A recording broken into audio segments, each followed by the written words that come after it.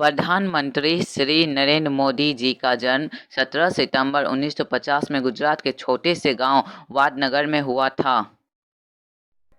उनके पिता दामोदर दास मूलचंद, माता हीराबेन के 6 संतान थे। उनमें से तीसरे संतान नरेंद्र जी हैं। उनका परिवार बहुत ही गरीब था।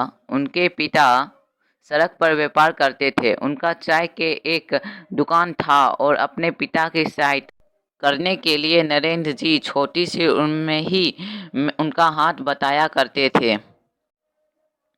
और उनकी माँ भी परिवार की आर्थिक स्थिति मदद करने के लिए दूसरों के घरों में जाकर काम किया करती थी। छोटे से घर में अपने पूरे परिवार के साथ नरेंद्र मोदी जी गरीबी में जिंदगी गुजारते थे।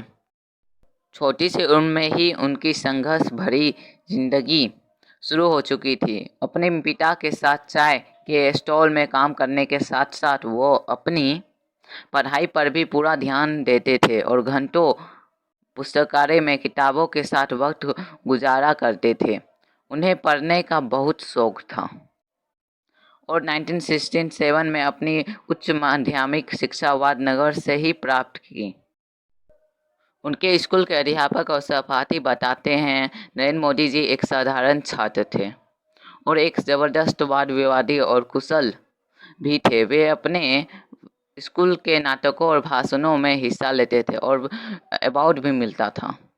अपने स्कूल के दिनों में ही नरेंद्र जी ने मेहसाना रेलवे स्टेशन के युद्ध के दौरान भरी ट्रेन में जाकर उनको चाय और खाना दिया करते थे। और 1997 में जब गुजरात में भयंकर बाढ़ की रोग जूझ रहे थे तो नरेंद्र मोदी जी ने वहां लोगों की काफ़ी सहायता की। नरेंद्र जी स्वामी विवेकानंद जी के भक्त थे। 13 साल की उम्र में मोदी जी का विवाह उन्हीं गांव में रहने वाली जसोदाबेन नाम की लड़की करा दिया गया। मोदी जी को यह बात पसंद नहीं और फिर कुछ साल बाद घरेलू समस्या की वजह से उन्होंने घर ही छोड़ दिया और अपना उत्तर पूर्व की यात्रा करने में लगाई और भारत अलग अलग जगहों पर भी गए।